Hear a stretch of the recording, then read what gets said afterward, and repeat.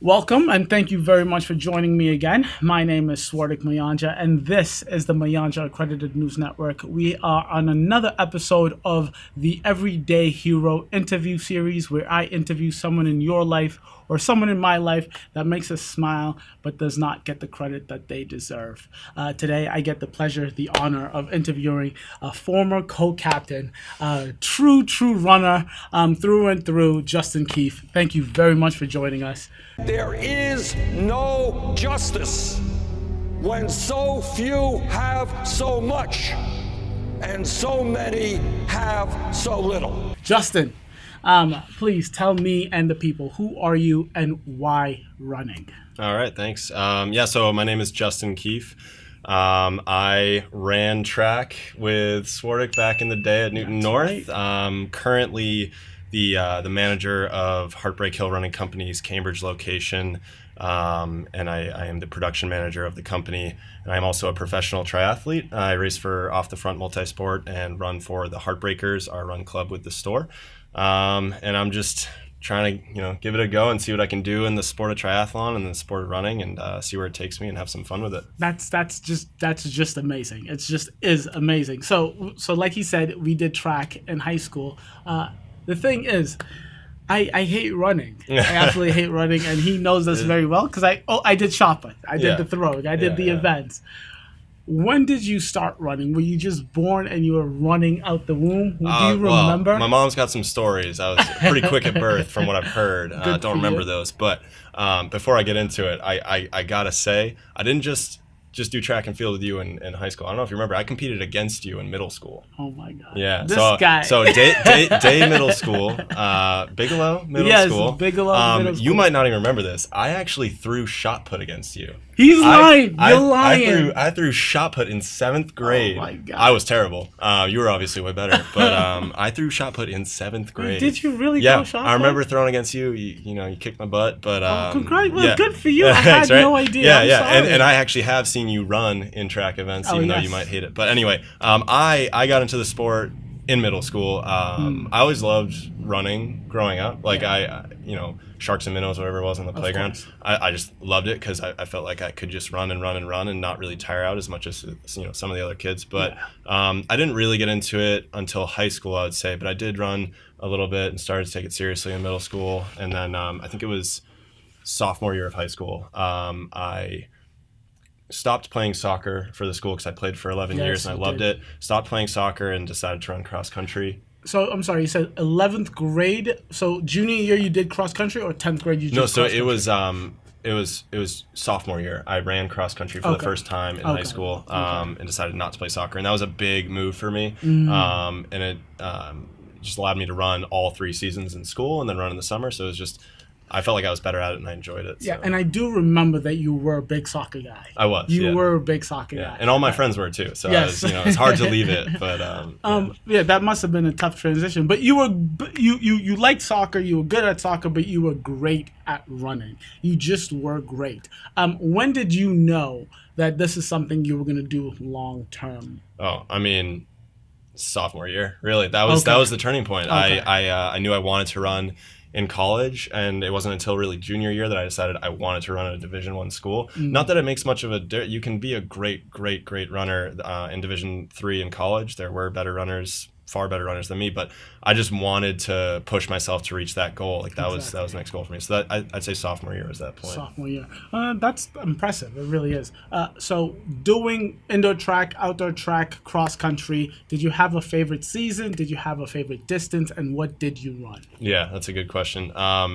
Definitely indoor in high school. Northeast Boston, we have the best indoor tracks here. We do. You and we went to the Reggie Lewis Center downtown every week for our dual meets, like every other. It was legit. It was legit. For the big meets, and it's a 200-meter track, so it's not as spread out as an outdoor track. Yes. But that makes the crowd just so much more intense. And you're in this box, right? You're in this building, yes. and everybody's just going crazy. And I remember, it felt like the basketball game sometimes when people would go nuts during the 4x4, and you just couldn't quite match that outdoor. Although I do love racing outside in the fresh air, you just couldn't match the atmosphere. So definitely indoor. So what were the distances, and do you have a favorite distance? Yeah, now it's much different. So in high school and in college, I loved the 1,000 meter run indoors, and I loved the mile outdoors. Okay. Right now, I mean, I'm a triathlete. If you ask me my favorite distance, it's probably the Olympic distance triathlon, which people think I'm crazy about. But yeah, it's so okay. I do want to just ask, just for clarification, what is the Olympic distance triathlon? Yeah, yes. So not a lot of people know a lot about the sport. It's a growing sport, so hopefully I'll educate some people here. But yeah, Olympic distance, it's swim, bike, run for any triathlon. But the swim is 1,500 meters, so that's 0.9 of a mile. The bike is then 40K, so that's 25 miles. And then 25 miles, and then you run 10 kilometers. So that's 6.2. Jeez and Lord mercy. Yeah. Wow. Okay, so I had no idea that you were a biker or runner. Oh, we'll get there.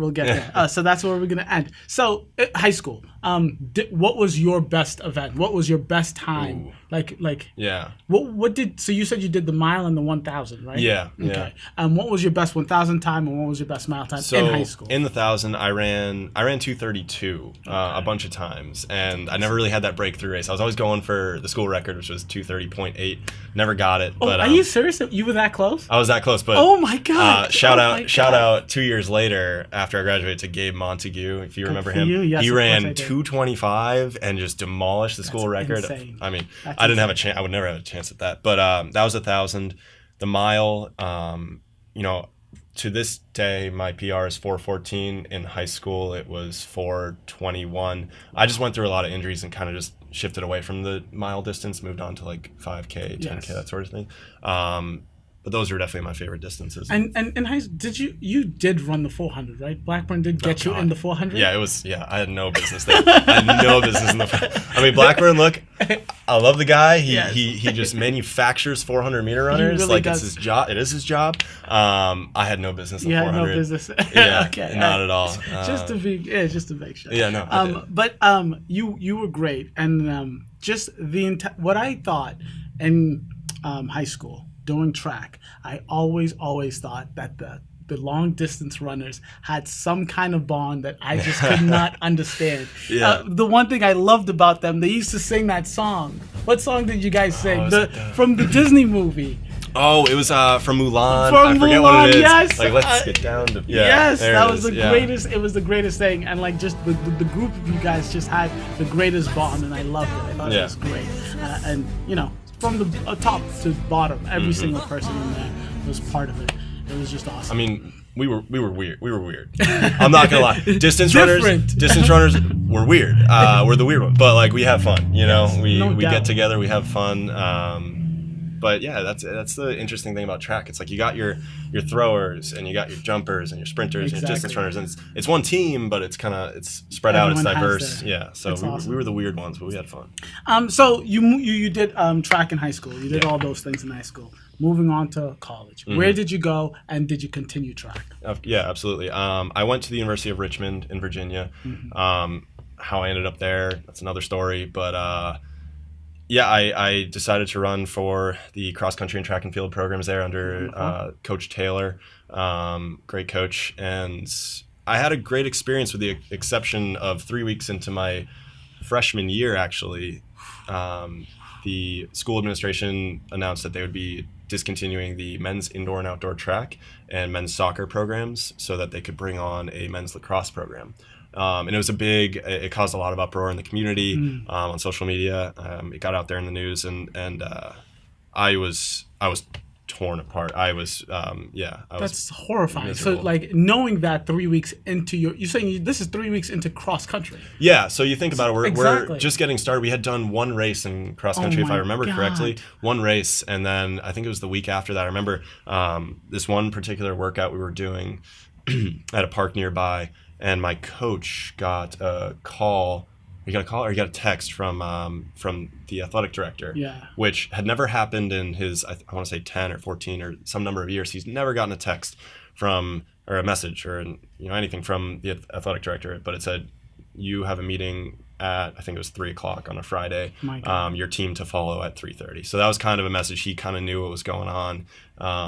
did you guys have any hint, any lead up, any Absolutely idea? not. So that's the thing. Crazy. Myself and the rest of the freshman class that year, we were recruited to go there.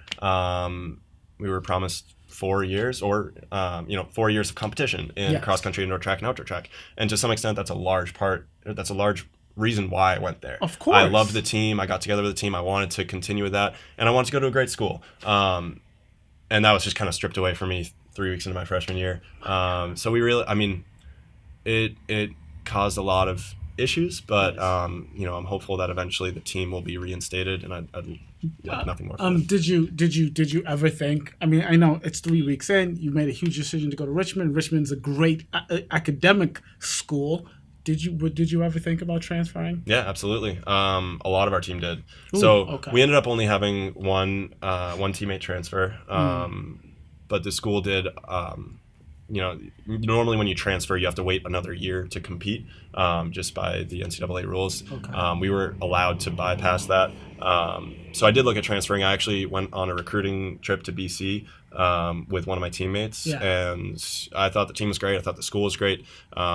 As you might know, I grew up right down the road from BC, so I was like, you know what? At the end of the day, it's a little bit too close to home. And one by one, my teammates decided. I actually remember it started with my teammate Jordan Chavez, and he said, you know what, I'm gonna stick it out here. I'm established here. I'm gonna fight for the team. I'm gonna continue to run cross country. I'm gonna continue to run unattached, and I'm gonna stick it out. And one by one, all my teammates just kind of stuck together, and that created a stronger bond between us, I think. I mean, it has to be, because that means you guys have no coach, right? You guys. Well, we did. We were still allowed to train with our coach. We still had practice because we still had cross country. Okay. So if you think about it, winter and spring, that's normally indoor and outdoor track. Yes. We were technically in the off season for cross country, so we would still practice. There were some limitations, like we couldn't go to the Atlantic 10 Championship, which was our conference. We couldn't go to the NCAA Championship, but most of track and field is just these big invitationals anywhere where you don't need to be representing a team. So we were still allowed to go to all these big meets and compete. We just were stripped of those championship So you couldn't races. wear Richmond. Exactly. Yeah. Wow. Yeah. So, wow. Yeah. Pretty rough. So just I'm sorry. I know this. It's but I'm just saying. So did you guys have money? Did they offer you a bus? How did you transport? Yeah. All that kind of details that happens that comes with being a team. This is when it gets like really crazy. If you actually think about the reasoning behind cutting the team, we still had our budget. So a few things. So why cut the team? Anyway, we still had our budget, and the thing about the NCAA, I think if I remember it correctly, the NCAA will give a school something like $30,000 for every sport after 14 sports or something, or programs or something like that. We were beyond that threshold, so the school actually lost, I think, $90,000, but $60,000 per year from the NCAA, and on top of that, we still had our championship season budget, so we could still use that to go to races. So really the only thing that the school got from cutting the team was the roster spots. So they cut I think it was 62 roster spots for 40 to bring on that lacrosse team. And our outdoor track team was, I think, 20 or 22 members. So do the math. We still could have had outdoor track and a lacrosse team, but they ended up giving those roster spots to football, to women's soccer, and to some teams that didn't actually need roster spots. They came out and said, these are just going to be athletes sitting on the bench doing nothing. So it was very when you actually sat down and thought about it, it was kind of hard to chew. That is rough. But all 4 years you guys did that. You guys basically participated in all these events and meets just by being just like individuals versus absolutely. Part of the Richmond team. Oh my God. Yeah. Okay. So then how did you make the transition? Because you just said right now that your favorite distance right now is the triathlon Olympic distance. But in high school it was 1,000 and the mile. At Richmond, was it the transition in Richmond, or when did that happen? Yeah, it was in Richmond. That was the result of a whole lot of injuries. So in high school, I was a very consistent runner. Really no major injuries at all. Hardly ever missed a day of practice. In college, after my freshman year, I was just doing too much mileage. I was running 80 to 100 miles a week. Shut up. Wait, you're lying. No.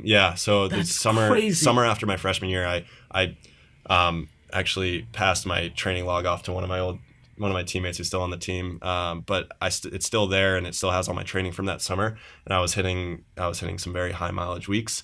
So I ended up getting my first stress fracture in my pelvis, I believe, on the left side, in the sophomore or cross country my sophomore year. Yeah. And from there until mid junior year, I got 5 stress fractures, so 5 in the course of 2 years.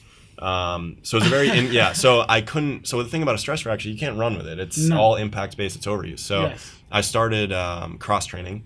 Okay. I started swimming and biking, and I really had no experience with either sport whatsoever. But I was like, I got to stay fit. I got to keep up my aerobic base and keep moving, so that when I can start running again, I can hit the ground running and just have that engine. At the time when I first started, I don't think I could swim 5 laps without.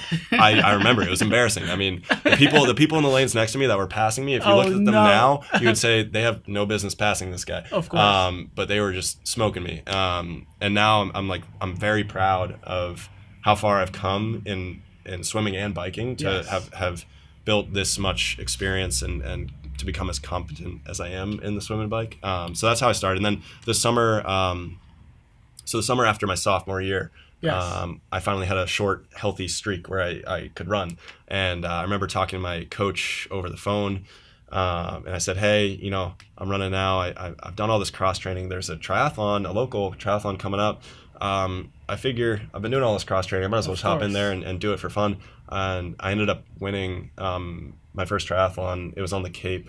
It was, not a whole lot of competition, but I didn't know that at the time. So I'm thinking, won the entire thing. Yeah. The first one, you had no idea. You were just going in there. Yeah. So, in my head, I thought it was a really big deal. And to some extent, to a lot of people, it is. Deal, yeah. But, and then I went on to race the Boston Triathlon that year, about a month later, and I actually ended up winning that one as well. So that's thanks. That's amazing. But still, those weren't super high competitive races, but in my head, it really made me realize that this is something I could do. This is something I was good at, and I could really improve at. Whereas running, there's kind of this ceiling you hit. Like everybody's running as hard as they can, and everybody has a threshold, and I could only take it so far, and my body could only handle so much running. So I decided, I decided, I would pursue triathlon because I don't have to run as much, but I can still get the most out of myself. So because I'm just new to this whole triathlon sport, I don't know much. What are would you say the big triathlon races that everyone? Yeah. Well, there's a lot of people don't know this. There is a professional circuit in triathlon. Okay. Especially if you go overseas in Europe. It's called the ITU World Triathlon Series. Mm-hmm. So they host events in different major cities in Europe. They actually sometimes hit the United States for one of them, sometimes Canada, Australia, wherever it might be. So those are really big races where the field is usually limited to 75 athletes, and they're all just high level pros. So I actually haven't raced those yet. I do have my professional license now in triathlon. You're a professional athlete? Oh God, Joseph Keefe, you make Newton North but it's more than it sounds. I got my pro card, but it's what you do with your pro card that really matters. You got to make a name for yourself after that. So how do you get the pro card? What do you have to do? That's an interesting question. There's a few criteria that you have to meet to get a professional license. Mm-hmm. USA Triathlon is the governing body of the sport, and they set these criteria. So the way I got it was I was one of the top 3 amateurs in a race where there was more than $30,000 of prize money. So that race happened to be Ironman 70.3 Austin, and this was last October. So it was a half Ironman. It was my first one ever, because that's longer than the Olympic distance. Yes. Okay. So it was my first one ever, and I was the second amateur to finish the race, and there was a field of 60 pros in the field, and I placed 17th overall. Oh my God. So that allowed me to get it. So, and then there's a few other criteria, but that was just the route that I decided to take. And good for you. That's truly impressive, Justin. All right. So there's the 3 different movements. I don't know, 3 different things you have to do in the triathlon. Yeah. Which are you best at? Which are you worst at? Oh God, I'm best at running. Naturally, Fair I got enough. that background. I'm by far my worst discipline is swimming. It's one of those things anybody can get on a bike and put on a whole lot of time on the bike and just get really strong, and eventually you'll get the handling down. But swimming, if you don't grow up swimming, you are playing catch up for the rest of your life. So you got to hit the pool, and you just got to get a lot of time and a lot of reps in, and so you must be a member at the YMCA, because you can't swim in the winter here in New England. So YMCA, yeah. So that's the thing you're hitting the hardest right now, is the swimming. It is, yeah. Okay. Yeah. And then how do you break up your week? Because you have to train all three. It sounds and it feels like a lot. How do you break up your week? Is it one full day of running, one full day of swimming, or do you mix them up each day? Mix them up. So yeah, right now I'm still sort of in my off. I've taken a long off season, but when I gotta get back into it big time. But when I'm in peak training, so like last summer or spring, that's when the big triathlon season is. Yeah. And even over the off season, I generally like to do between 20 and 25 hours a week of training. Oh my God. That'll usually be broken up between 6 swim sessions, and that'll be an hour to an hour and a half at a time. 4 or 5 bike sessions, that'll be 10 to 12 hours on the bike, and then running, I'll run anywhere between 3 and 5 times a week. Okay. So it really depends. There are days where I do all 3. Yeah. There are days where I'll just do one really long bike ride, and most days I'll end up doing 2 of the disciplines. Okay. And it sounds like this is all on you. Very different from other, professional sports in general. It sounds like, do you have a coach? Do you have a mentor? Do you have a team? Like, who keeps you in line when you feel like just taking a day off? Oh my gosh, yeah, that's the biggest thing I'm struggling with right now. Because you have to hold yourself accountable, and it's been difficult. I had a coach over the summer, which was great. Mm-hmm. He's also the coordinator of my triathlon team, and it was awesome. But I decided over the off season, I know my schedule better than anybody else, and it's kind of a difficult schedule with my job. So I decided to start coaching myself again.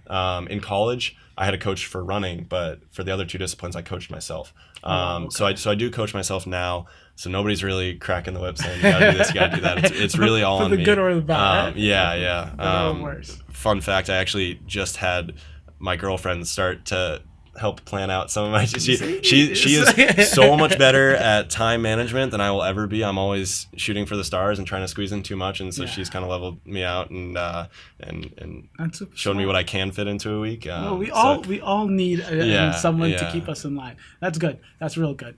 You work at Heartbreak Hill Running Company. Yeah. So you must know all about the shoes, about the feet, about how it's super important to have just the right fit. So tell us, how do you decide on your shoe, and does it really matter if you're running up a hill, if you're running down a hill, if you're running in the woods, whatever? Yeah. How does that whole process go when you picking up your shoes? Well, in the store, we definitely are all trained in gait analysis, which is a shoe fitting process where we actually videotape people running and see how their feet react to the ground after impact, and see whether or not they need more support in the shoe. Yes. You can't see it, but we're sitting right next to a wall full of shoes. And I'll take a picture. Yeah, right. Can I? Absolutely, yeah. Awesome. And I could grab some shoes if you want, but they all have different amounts of support. They all have different amounts of cushion, and minor differences between brands and that sort of thing. Yeah. I run an assortment of shoes right now. It's kind of part of the job. I like to get a feel for a lot of the shoes. I do the majority of my training in a couple of certain shoes because I know that they work for me. Mm-hmm. But no, I'll do most of my longer runs and slower runs in very cushioned shoe. Yes.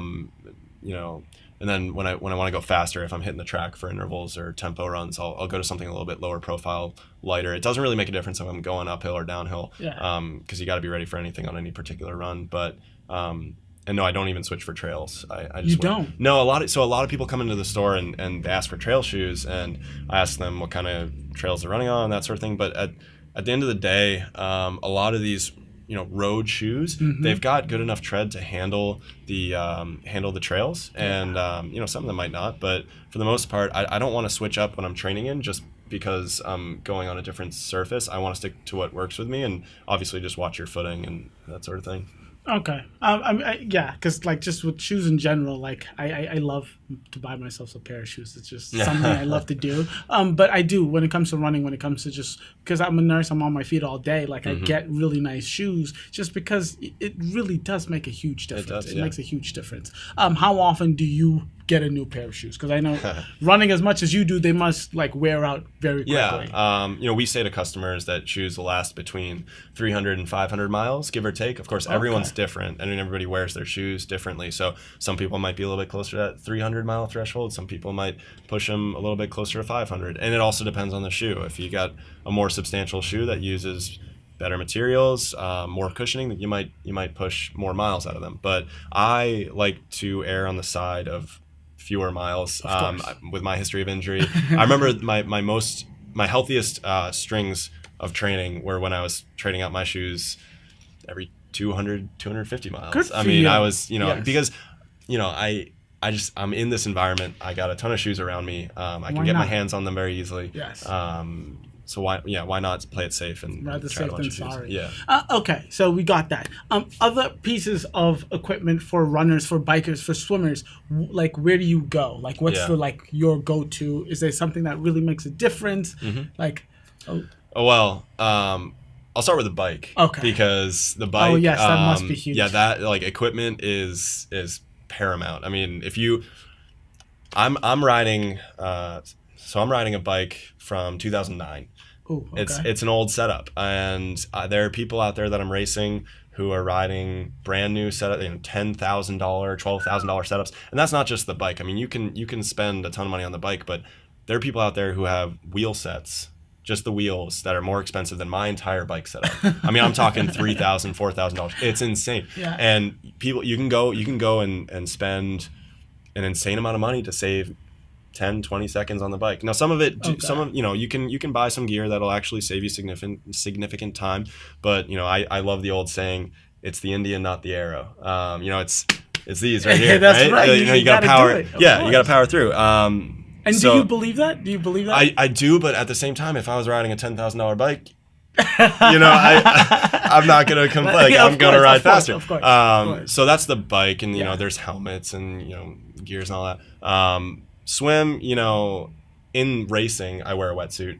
In most races, it depends on the water temperature. Wetsuits do play a big difference. They can get expensive. I got a shop in Needham that I go to, Fast Splits for that sort of thing, and my bike stuff. Yeah.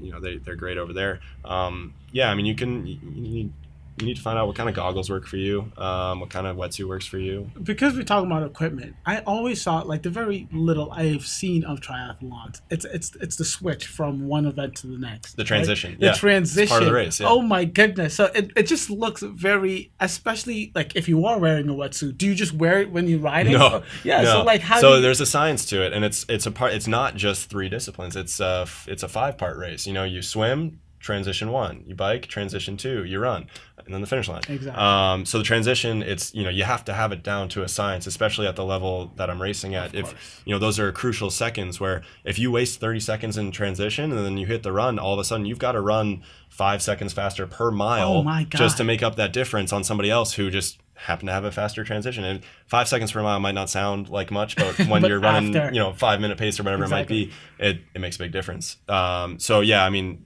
after the swim, you run into transition. By the time you actually get to your bike, you should already have your wetsuit the arms pulled off. You should have it down to your waist, so that when you get to your, I would show an example. Kind of tough with the room, but then once you get into transition and by your bike, you've got your triathlon suit under your wetsuit, so your racing suit, and you whip the wetsuit, you kick it off.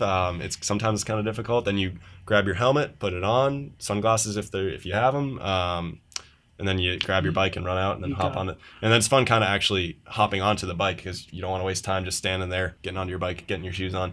You literally hop onto the bike, onto the seat as you're running, and then you put your feet on top of the shoes. So you're not actually pedaling for the first 400 meters, half a mile, whatever it might be. You're pedaling, or at least I pedal with my feet on top of the shoes, and then once I get speed and once I'm coasting, I'll stop for pedaling for a second and slip my first shoe in, keep pedaling, slip the next shoe in. That truly is a science. Yeah, and then oh my God, the second transition is another story. So yeah, it's fun. Oh wow! With the transitions between, doesn't it get super crowded? You would think so. I mean, I've been my last race in Austin. There were 2,000, 3,000 people in the field. I can't remember exactly how many, but. When you're at the front of the pack, excuse me, there's not as many people. What's that? Yeah, oh, sure.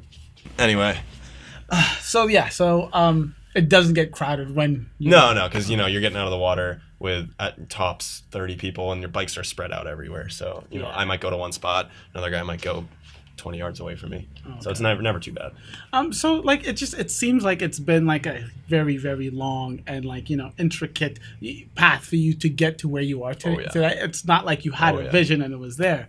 Do you think without the injuries, without the Richmond school canceling those track and cross country teams, just the track teams, would you still be doing the triathlon? Do you think you would be? I question that all the time. Yeah. I really don't think so. It was a very unique path. Part of the reason I started getting all those injuries is because I was running way too much at the age of 19. And part of the reason I was running way too much at the age of 19 was they cut my team and I felt like I had a lot to prove to a lot of people, to the school, to other coaches who told me you can't be a good runner at a school without a track program. I just felt like I had so much to prove and I started just logging way too many miles. So I don't think so. I really don't. But that said, I could have started getting injuries a lot of other ways. Who knows? Yeah. Yeah, because like most people, you get injury, you stop playing, especially if it's collegiate. If you're done, the school's over, all of it's over.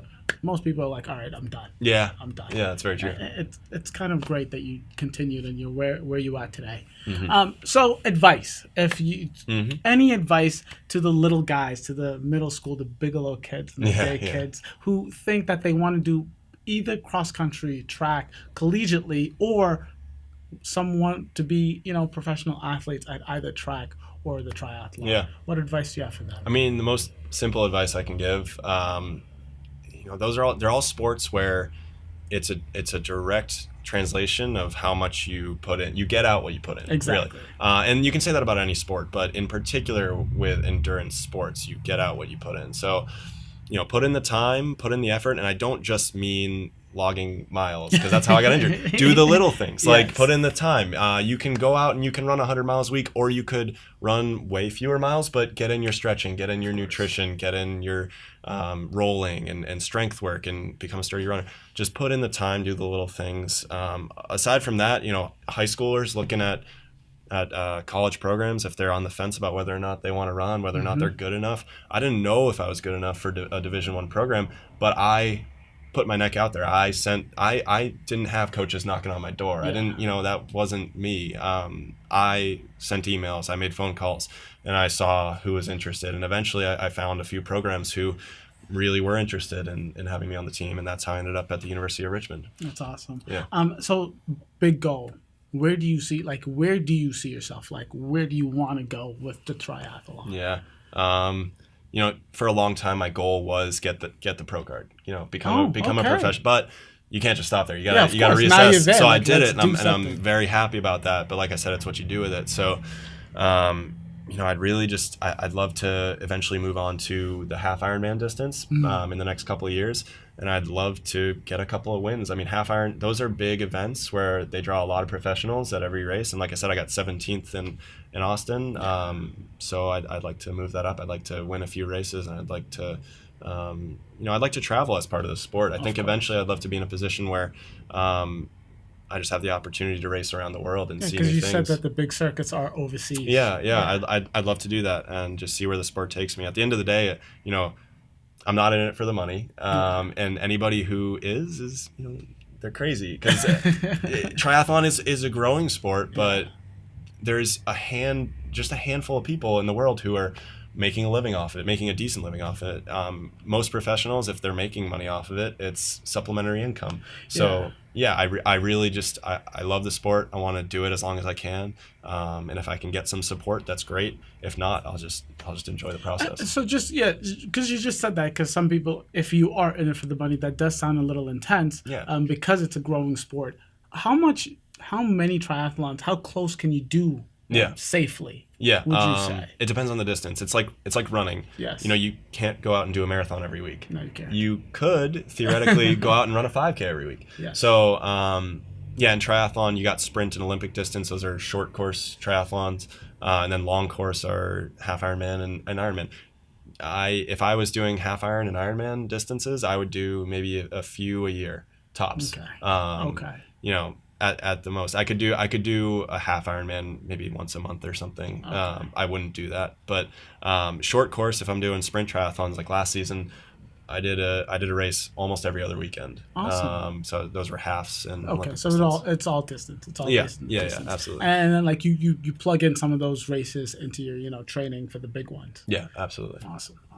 All right, like I do for all of my guests. 5 years from now, Justin, when you are the half Ironman champ of America and you are taking over the world, and I call you and I say, could I please have another interview? Absolutely. Awesome. I will squeeze you in. Thank you very much. Into your very busy running schedule. Yeah. I we'll appreciate find some time. Justin, thank you so very much. Do you have any Instagram, Facebook, anything that you want people to visit, to click and like at all? Yeah, I mean, well, I'm not huge into social media, but I do have an Instagram account that I update semi-frequently. I will put that in the description below. Yeah, and follow our store too. At Heartbreak Run Co. Follow that. Exactly. That's the good one. I play a bigger part in that. See, he's a good guy. Yeah, he's a real good guy. For the company. Yeah, Heartbreak Hill. Yeah. Thank you very much. Yeah, thank you. It's been a pleasure.